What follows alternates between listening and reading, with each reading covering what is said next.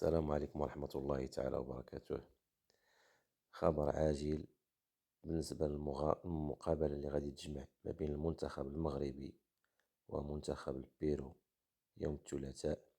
من المحتمل تلغى، والسبب هو القبض على 4 لاعبين ديال البيرو، من بينهم الكابيتان ديكيب. والتفاصيل من بعد ما غادي تشوفوا هذا الفيديو.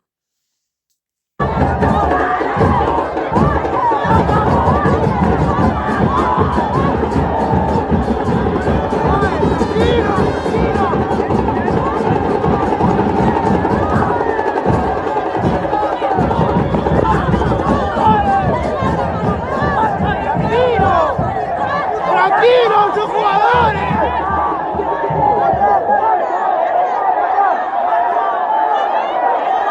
¡Tranquilos! ¡Son jugadores, tranquilos!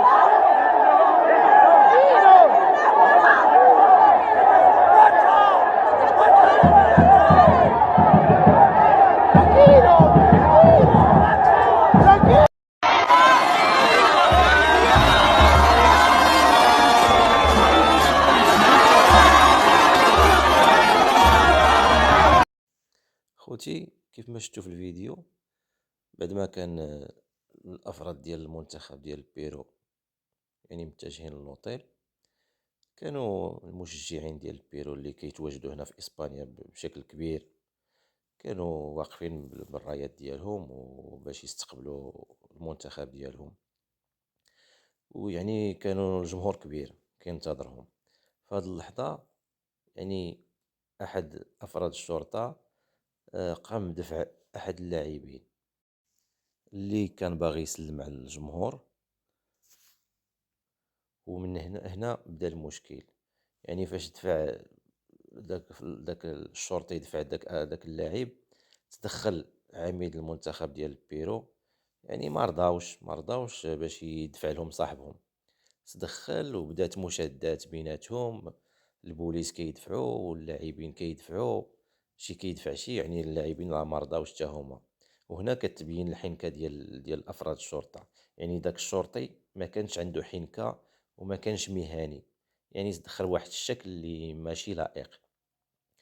باش يعني هاد الشيء اي واحد ما غاديش يقبله، هاد الشيء طبيعي. يعني الجمهور حتى هو ما قبلش هاد الشيء، وبدات مشادات بيناتهم. يعني داك الشيء كبر.